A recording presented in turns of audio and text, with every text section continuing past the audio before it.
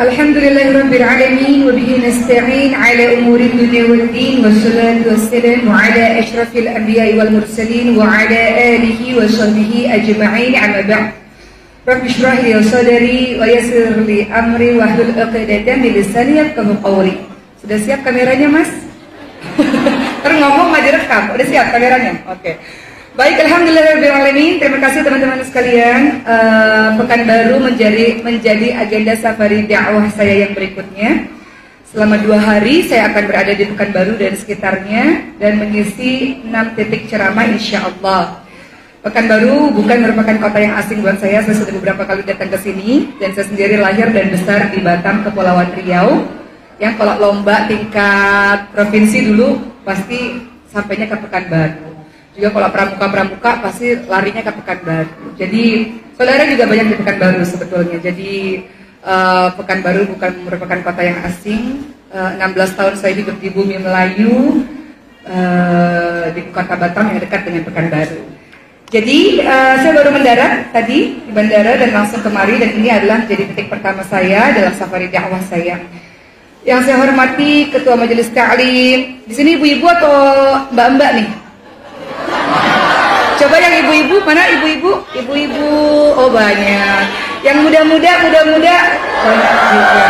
Yang nenek-nenek, ada nenek-nenek? Nenek-nenek, oh ada juga. Baik, hari ini kita akan membahas mengenai, di sini judulnya adalah bidadari dalam Al-Quran, tapi saya tidak mau persempit menjadi bidadari. Saya ingin membahas mengenai kisah-kisah yang berkenaan dengan wanita yang disebutkan di dalam Al-Quran, baik itu wanita yang menjadi bidadari surga maupun wanita-wanita yang durhaka kepada suaminya, kepada pasangan hidupnya, wanita-wanita yang mengerjakan perbuatan-perbuatan buruk yang juga diceritakan dalam Al-Quran, yang membuat kita mengambil pelajaran yang banyak. Tentu saja teman-teman sekalian, teman-teman sering mendengar pepatah yang menyebutkan kalau ada laki-laki hebat berarti ada perempuan hebat di sisinya, betul? Ini berlaku pada semuanya, termasuk kepada kepala negara kita. Ada Bapak B.J. Habibie yang hebat, kan ada filmnya, ini gak promosi film ya. Cuman kan ada Ibu Ainun yang hebat di sisinya, betul? Ada Pak SBY yang hebat, ada Ibu Ani yang hebat di sisinya. Termasuk juga dengan para nabi-nabi kita. Ada Nabi Muhammad SAW yang hebat, ada istri yang hebat, Siti Khadijah binti Khuwailid radhiyallahu anha di sisinya. Juga dengan nabi-nabi yang lain, para sahabiah dan para sahabat-sahabat yang lain, pasti ada istri yang hebat di sisinya. Jadi Al-Quran juga membahas mengenai perempuan-perempuan, teman-teman sekalian. Al-Quran membicarakan tentang pujian-pujian, sanjungan, penghargaan, kabar gembira kepada para wanita-wanita yang salihah. Dan juga Al-Quran membahas mengenai ancaman siksa neraka bagi para wanita-wanita yang memihak kepada godaan iblis. Dan hari ini kita akan membahas 10 wanita yang kisahnya ada di dalam Al-Quran. Walaupun banyak sekali kisah-kisah wanita yang berada dalam Al-Quran, namun saya hanya pilih 10 saja, khawatir waktunya tidak cukup. Wanita pertama yang melahirkan di muka bumi ini sekaligus ibu bagi seluruh manusia adalah siapa namanya? Hawa, atau teman-teman biasanya mengatakan Siti Hawa. Al-Quran memang tidak menyebutkan nama Hawa, teman-teman sekalian. Hanya saja nama Siti Hawa ini disebutkan sebagai seorang wanita yang diciptakan dari tulang rusuk kirinya Nabi Adam alaihissalam. Dan Al-Quran menyatakan bahwa Siti Hawa merupakan pasangan dari Nabi Adam alaihissalam. Nabi Adam alaihissalam adalah orang yang sepi sendiri di dalam syurganya Allah. Maka Allah memberikan perempuan sebagai pendamping hidupnya, sebagai penyejuk hatinya. Semua boleh dilakukan di dalam syurga, seperti yang sudah teman-teman ketahui kisahnya. Hanya saja tidak boleh memakan satu jenis buah, larangan dari Allah Subhanahu wa Ta'ala. Namun godaan syaitan yang sangat dahsyat membuat pada akhirnya tergoda juga untuk memakan buah keabadian tersebut sehingga terusir di dalam syurga.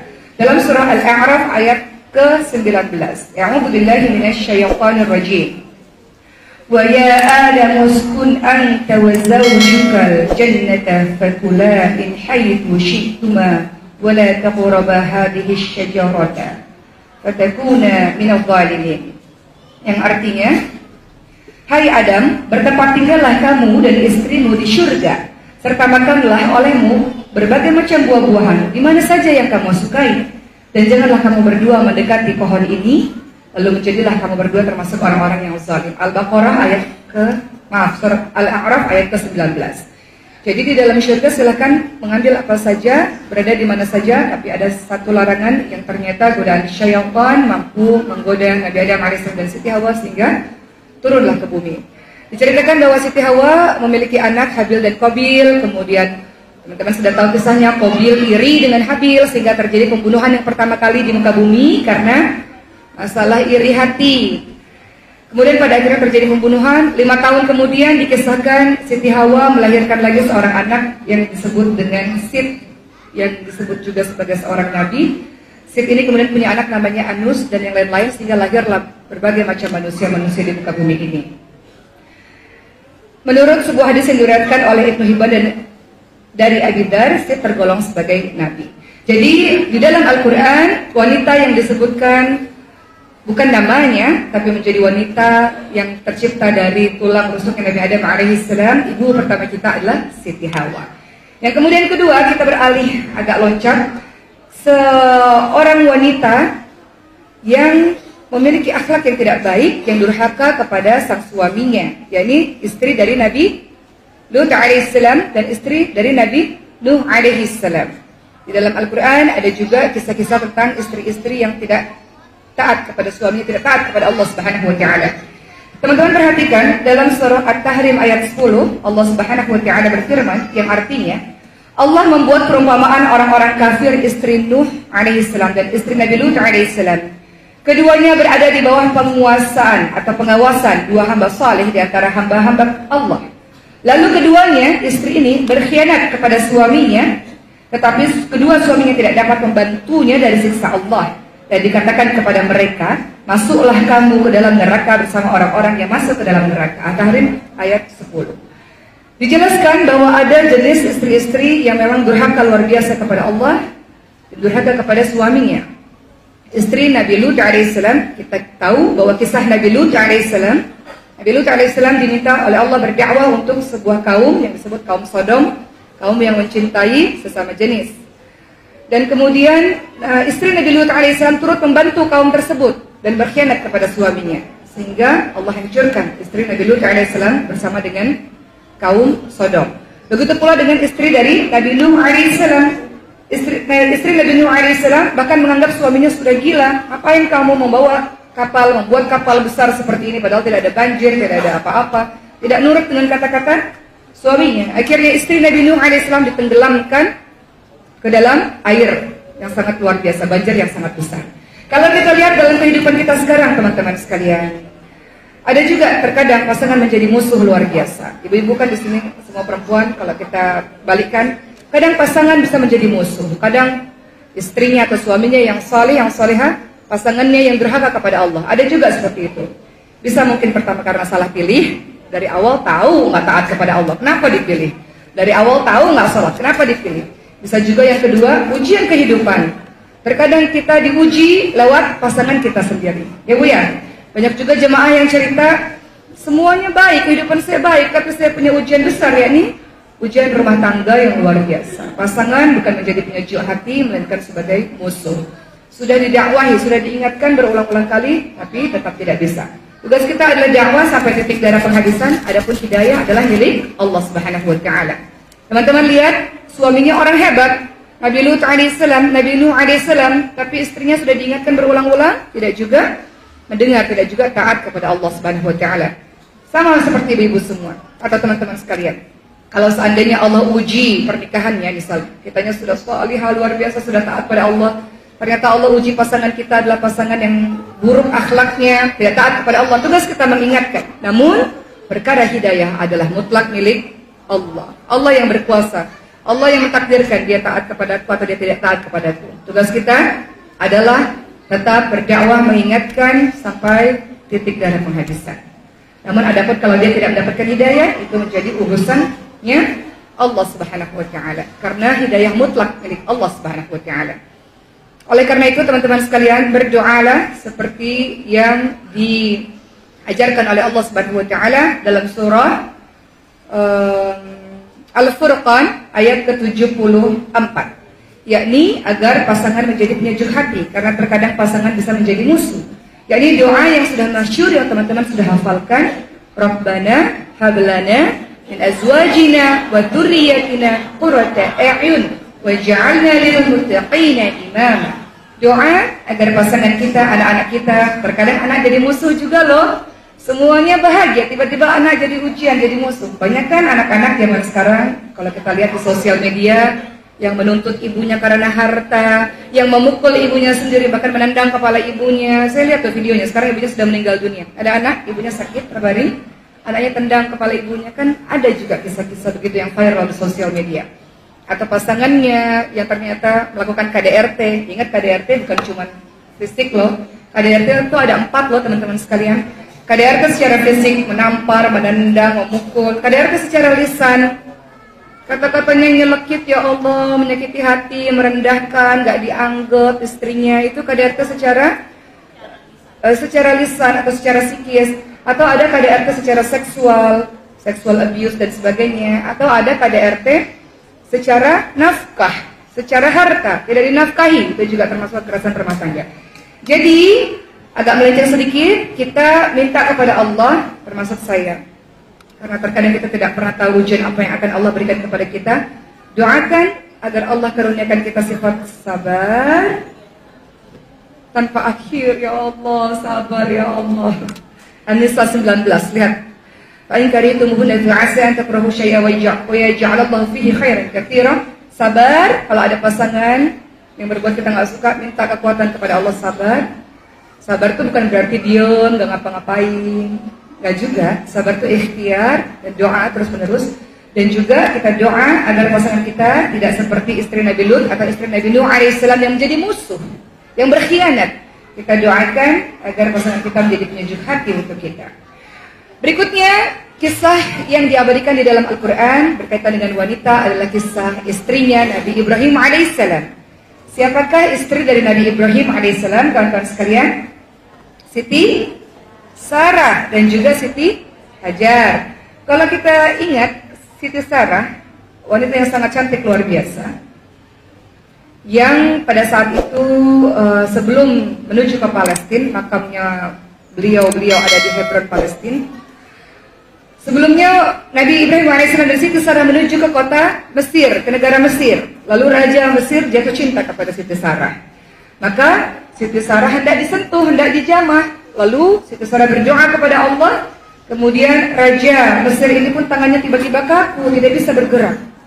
Lalu kemudian doa pada Tuhanmu supaya saya bisa bergerak lagi. Ketika Siti Sarah doa lagi, si Raja ingin menjamah lagi. Kemudian kaku lagi sebanyak 3 kali. Akhirnya Raja ketakutan dan memberikan hadiah seorang budak yang bernama Siti Hajar. Ini asal muasal kedatangan Siti Hajar dalam keluarganya Nabi Ibrahim alaihissalam. Siti Hajar sendiri dikatakan bukan seorang budak sebetulnya. Beliau adalah seorang anak raja yang menjadi tawanan bagi Raja Mesir ketika itu. Maka lihat bagaimana kehidupan Siti Sarah dan Siti Hajar. Siti Sarah pada akhirnya melahirkan seorang anak bernama Nabi Ishak alaihissalam. Yang kemudian Nabi Ishak alaihissalam keturunannya Nabi Yakub alaihissalam sehingga menjadi Bani Israel. Bani Israel itu anak-anak keturunan Nabi Yakub alaihissalam. Dalam surah Hud ayat 72, Siti Sarah berdoa, sungguh mengherankan, apakah aku akan melahirkan anak? Padahal aku ini seorang perempuan tua dan suamiku pun dalam keadaan yang tua pula. Sesungguhnya ini sesuatu yang aneh. Jadi doa yang diabadikan di dalam Al-Quran mengenai kisahnya Siti Sarah. Kemudian Siti Hajar juga menikah dengan Nabi Ibrahim alaihissalam. Kemudian akhirnya dibawa menuju ke kota Mekah karena Siti Sarah merasa sangat cemburu dengan kehadiran madunya. Dan Siti Hajar pada akhirnya melahirkan anak yang kita kenal dengan nama Nabi Ismail alaihissalam, yang keturunan bawahnya adalah Nabi Muhammad sallallahu alaihi wasallam. Jadi teman-teman sekalian, keturunannya Siti Sarah menjadi bangsa Israel atau Bani Israel, yaitu melalui keturunannya Nabi Ishak alaihissalam dan Nabi Yakub alaihissalam. Tapi kalau dari keturunan Siti Hajar, keturunan bawahnya adalah Nabi Muhammad sallallahu alaihi wasallam dan juga merupakan nenek moyang dari bangsa Arab. Jadi kita kenal ada kisah tentang Nabi Ibrahim alaihissalam yang tidak lepas dari 2 istri beliau, yaitu Siti Sarah dan Siti Hajar. Dari Siti Hajar, walaupun tidak secara gamblang dijelaskan dalam Al-Quran, tapi kita tahu Siti Hajar mengajarkan kepada kita menjadi pribadi-pribadi yang terus berjuang, tidak putus asa, sabar, tawakkul ala Allah. Ingat bagaimana kisah Siti Hajar dan Nabi Ibrahim alaihissalam. Mereka berdua menjalankan LDR. Siapa di sini yang menjalankan LDR dengan pasangannya? Apa itu LDR, teman-teman sekalian? Long distance relationship. Hubungan jarak jauh. Nabi Ibrahim alaihissalam ada di Palestina, Siti Hajar ada di kota Makkah. Bagaimana bisa mereka menjaga LDR ini sehingga baik? Saling menitipkan pasangannya kepada Allah Subhanahu wa Ta'ala. Siapakah yang bisa dititipkan? Tempat penitip terbaik adalah Allah Subhanahu wa Ta'ala.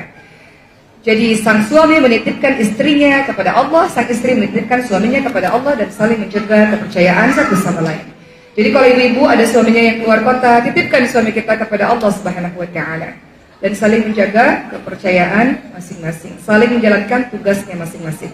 Siti Hajar, walaupun suaminya berada di Palestina, betul-betul menjaga anak mereka dengan baik. Nabi Ismail alaihissalam dengan baik, teman-teman sekalian. Bagaimana Siti Hajar berjuang sekuat tenaga, berikhtiar sampai titik darah penghabisan untuk melakukan yang terbaik untuk anaknya. Setiap ibu begitu kan? Siti Hajar berlari mencari air dari Bukit Sofa ke Bukit Marwah, Marwah ke Sofa, Sofa ke Marwah sebanyak 7 kali. Tiba-tiba air zam-zamnya ada di mana? Di bawah telapak kaki Nabi Ismail alaihissalam. Apakah Siti Hajar mengatakan, ternyata di situ airnya. Tahu begitu nggak usah deh saya capek-capek lari ke sana kemari. Apakah Siti Hajar mengatakan begitu? Tidak. Justru karena Siti Hajar telah berjuang, Allah berikan. Sudah berusaha, bertawakal, berdoa, berusaha betul-betul, Allah berikan air tersebut di bawah kaki Nabi Ismail alaihissalam. Begitu pula dengan kita, teman-teman sekalian. Tugas kita, kalau kita refleksikan, kita bawa dalam kehidupan kita sehari-hari, tugas kita adalah berusaha terus sampai titik darah penghabisan, berdoa terus, jangan bosan. Kata Rasulullah, ada jenis orang-orang yang doanya terburu-buru. yakni ketika doa, aku sudah berdoa tapi Allah tidak kabulkan. Ini orang yang berdoanya terburu-buru. Allah mengabulkan semua doa.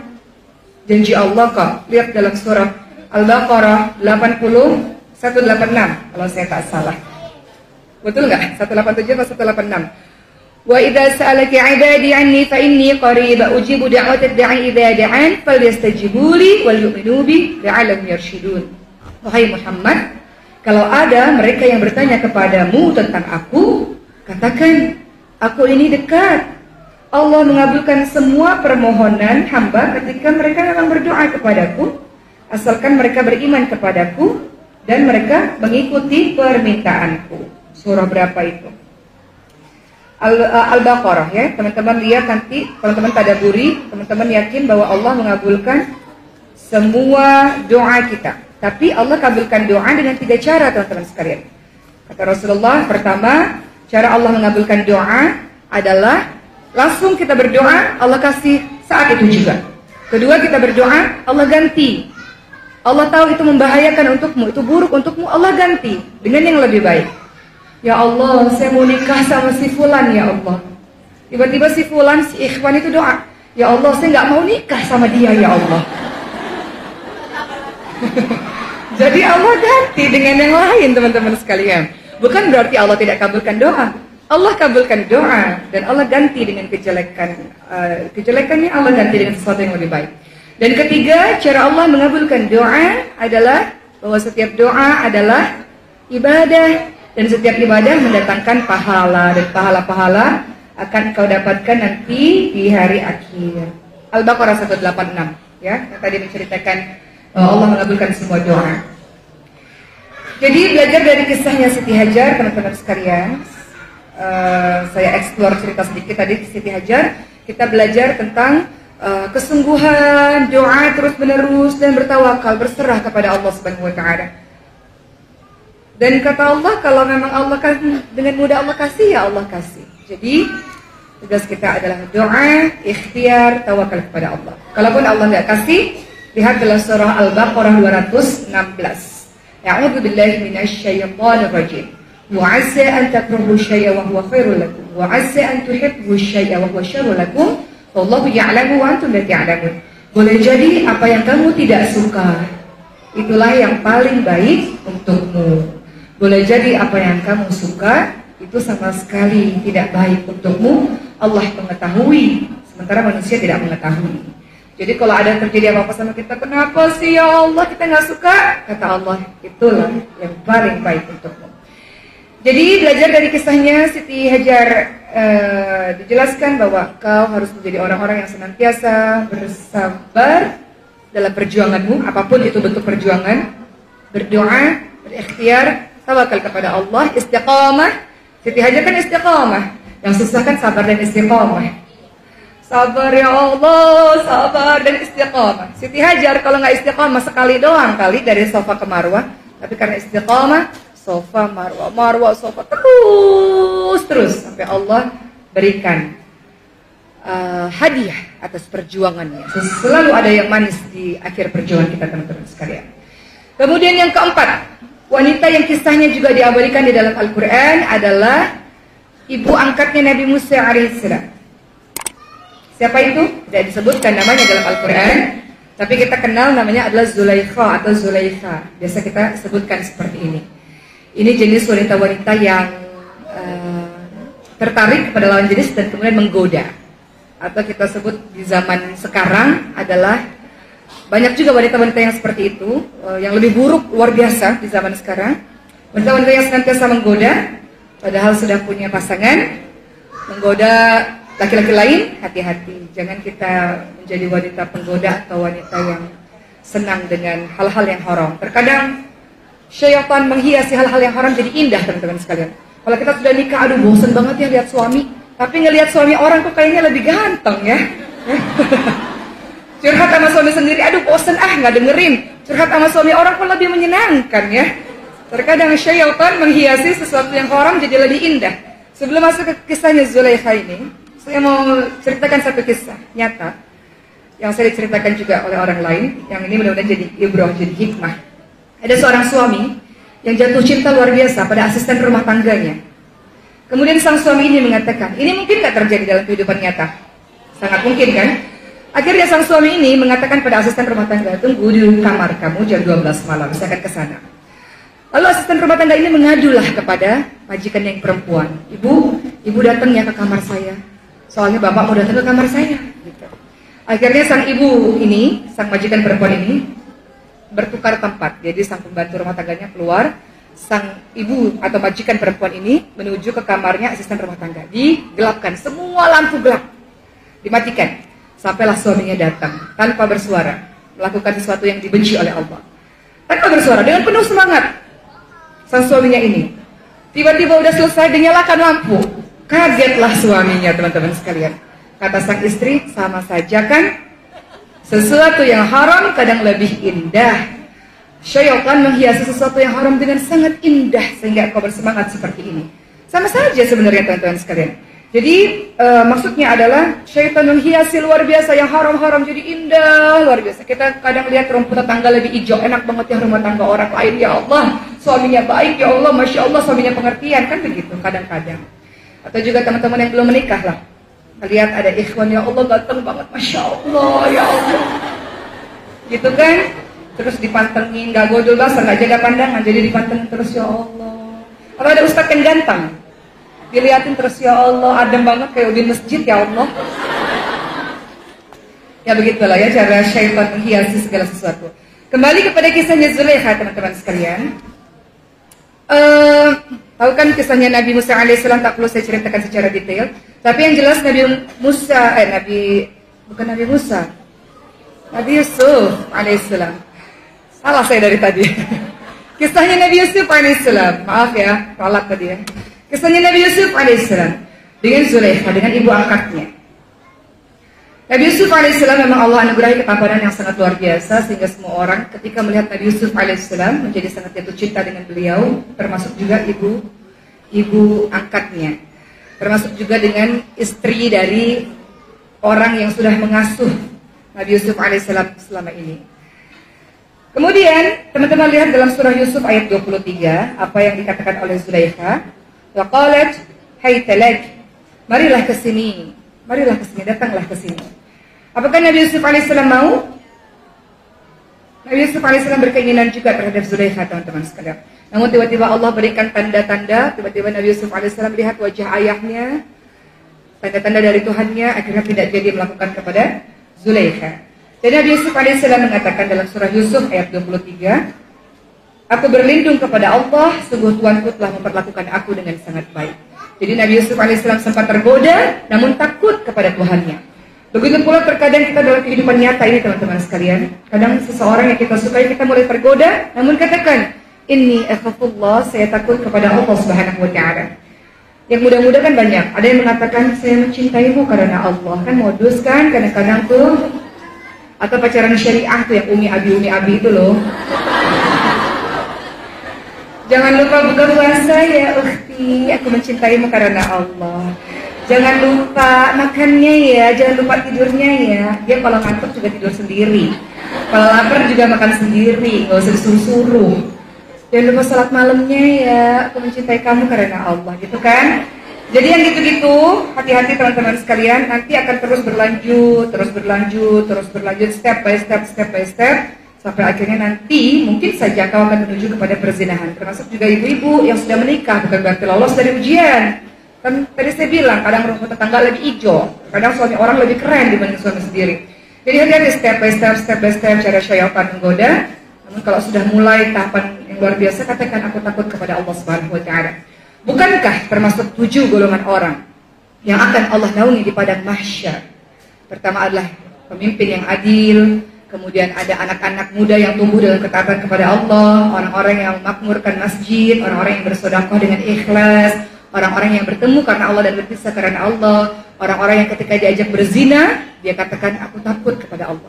Engkau suka pada orang tersebut, tapi engkau tekan segala macam hawa nafsumu, kau katakan aku takut kepada Allah. Ketujuh orang-orang yang menangis dalam kesendiriannya karena takut kepada Allah Subhanahu wa Ta'ala. Jadi lihat bagaimana Nabi Yusuf alaihissalam walaupun sempat tergoda dengan Zulaikha, namun Nabi Yusuf alaihissalam ingat kepada Tuhannya. Aku takut kepada Allah Subhanahu wa Ta'ala. Hati-hati siapapun yang terjebak kepada perzinahan, bagi mereka dari golongan bujang atau dara atau dari anak-anak gadis, ketika melakukan perzinahan dalam hukum Islam adalah dia dicapuk 100 kali lalu diasingkan selama 1 tahun. Untuk orang yang sudah menikah dirajam, dikubur sampai ke leher, dilempari batu, kemudian sampai mati. Jadi itu hukuman Islam yang sangat menjaga kesucian dan kehormatan dari hamba-hamba Allah Subhanahu wa Ta'ala. Maka Allah katakan wala taqrabuz zina innahu kana fahisha wa sa'a sabila. Allah katakan jangan dekati zina. Zina adalah sebuah perbuatan yang keji, sebuah jalan yang buruk. Jadi Allah katakan bukan jangan berzina, Allah katakan jangan mendekati zina. Jadi belajar dari kisah Zulaikha dari Nabi Yusuf alaihissalam, jangan menjadi wanita-wanita yang senang menggoda orang lain. Termasuk cara menggoda itu lewat berbagai macam cara loh. Bisa lewat suara. Iya akhi, apa kabar akhi? Terus kalau dipanggil sama ibu ayahnya, apa sih mah, bawel banget ya Allah, cerewetnya minta ampun. Tapi kalau dipanggil sama kekasihnya, pakai aplikasi apa tuh suara? Jadi lembut banget tuh kayaknya. Ya, jadi itu termasuk cara menggoda. Hati-hati laki-laki, bahaya juga karena fitnah terbesar bagi laki-laki adalah wanita. Fitnah terbesar bagi wanita juga adalah laki-laki. Zina linnas hubbu syahawati minan nisa wal banin wal qanatir bil muqantarah. Dijadikan indah pada pandangan manusia terhadap apa-apa yang diingini, yakni para perempuan-perempuan, harta-harta, anak-anak yang banyak. Seringkali laki-laki bisa lolos ujian, harta tata lolos, tapi wanita nggak bisa, susah. Wanita ini indah luar biasa. Pandang wajahnya indah, bentuk tubuhnya indah, suaranya indah, gerak-geriknya indah, maka kita ini jadi fitnah yang luar biasa teman-teman sekalian. Jadi nggak usah cari-cari perkara, jangan main api kalau nggak mau kebakaran, jangan aneh-aneh. Kisah Zulaikha mendatangkan pembelajaran untuk kita dengan kisahnya Nabi Yusuf alaihissalam untuk senantiasa takut kepada Allah Subhanahu wa Ta'ala, tidak tergoda dengan nafsu syahwat seperti itu. Dan yang kemudian yang kelima, di dalam Al-Quran kita juga mendapati ada kisahnya ibu Nabi Musa alaihissalam. Kisahnya Nabi Musa alaihissalam, pada saat itu ada seorang raja, sama dengan kisahnya Nabi Ibrahim alaihissalam.